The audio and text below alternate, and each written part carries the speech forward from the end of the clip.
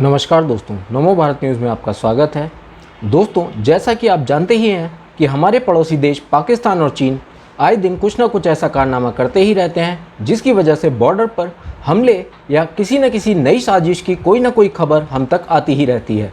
Border से आने वाले इन खतरों और देश के जवानों की सुरक्षा को नज़र में रखते हुए मोदी सरकार हमारी सेना को बेहद ताकतवर और आधुनिक हथियारों से संपन्न बना रही है। इस दिशा में सरकार खुद मेक इन इंडिया के तहत बहुत से स्वदेश निर्मित प्रोजेक्ट्स पर तेजी से काम कर रही है, जिससे आगे चल के हमारा देश आत्मनिर्भर बन सके और किसी और देश से हमें हथियार लेने के लिए उन पर निर्भर ना रहना पड़े।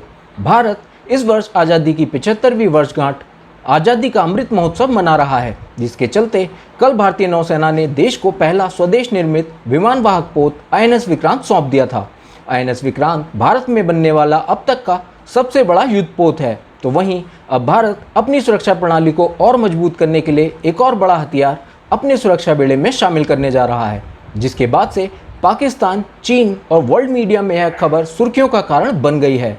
तो वहीं इस खबर से दुश्मन देश पाकिस्तान और चाइना के होश उड़ चुके हैं। तो क्या है ये बड़ा हथियार, जानने के लिए आप हमारी यह वीडियो अंत तक देखते रहिए और हमारे चैनल नमो भारत को सब्सक्राइब करना ना भूलिएगा। दोस्तों, स्वदेशी बहुउद्देशीय लड़ाकू विमान तेजस का एक और प्रभावी संस्करण इस वर्ष आने की उम्मीद है। यह कहा जा रहा है कि इसमें लगा इंजन ज्यादा शक्तिशाली है।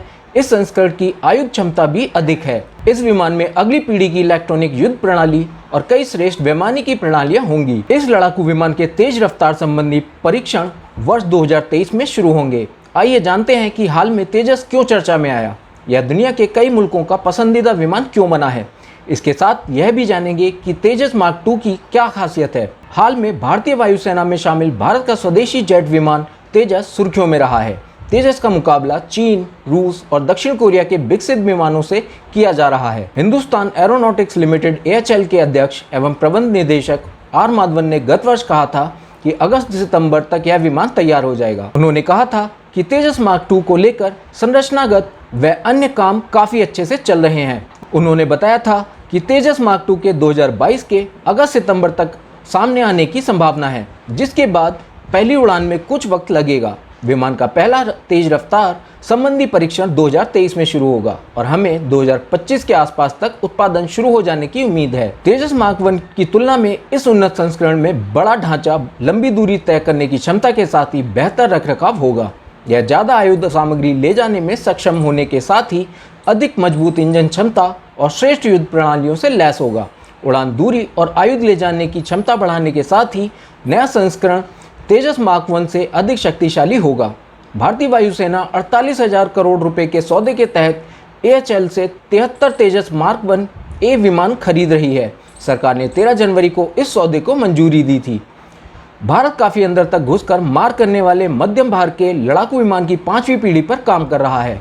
इस पर करीब $5 अरब का खर्च आने का अनुमान है। शुरुआती विमान वर्ष 2026 तक बन जाने की संभावना है। इसका उत्पादन वर्ष 2030 तक शुरू हो सकता है। रक्षा अनुसंधान एवं विकास संगठन इस परियोजना की समय सीमा पर ध्यान रखकर आगे बढ़ रहा है। AHL शुरुआती विमान का निर्माण करेगा। इसके बाद निजी कंपनियों को इसमें जोड़ा जाएगा।